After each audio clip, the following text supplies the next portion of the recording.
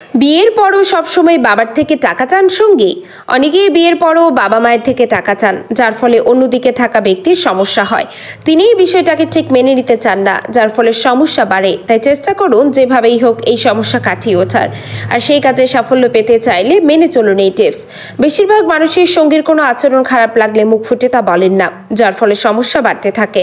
তাই আজ থেকে কথা বলার চেষ্টায় লেগে পড়ুন।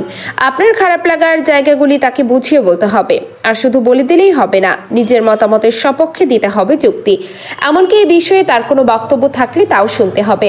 আশা করছি এভাবে নিজেদের মধ্যে কথা বলে সমস্যা দূর হবে, কেটে যাবে সব কুয়াশা।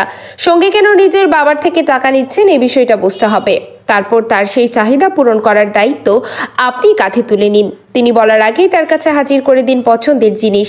এই কাজটা করলেই তার মনে স্থায়ী জায়গা করে ফেলতে পারবেন। তিনি আপনাকে ভালোবাসায় ভরিয়ে দেবেন। এমনকি পরবর্তী সময়ে বাবার কাছে টাকাও চাইবেন না। আর সামান্য পয়সা খরচ করে যদি এই কাজটা সেরে ফেলা যায়, তাহলে তা করতে ক্ষতি কি? অনেক সময় সঙ্গীকে বলে তেমন একটা লাভ হতে পারে না।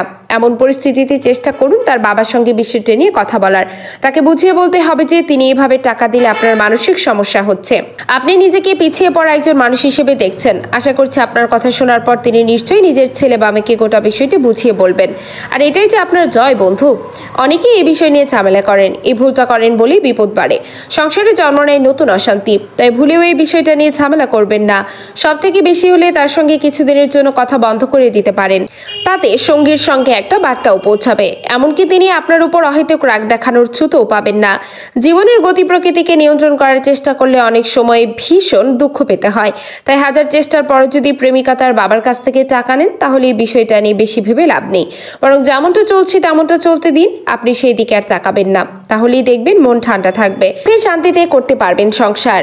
আমাদের এই নীলামণি পেজে আপনি নতুন হয়ে থাকলে পেজটাকে এখনই ফলো করে সাথেই থাকুন। ধন্যবাদ।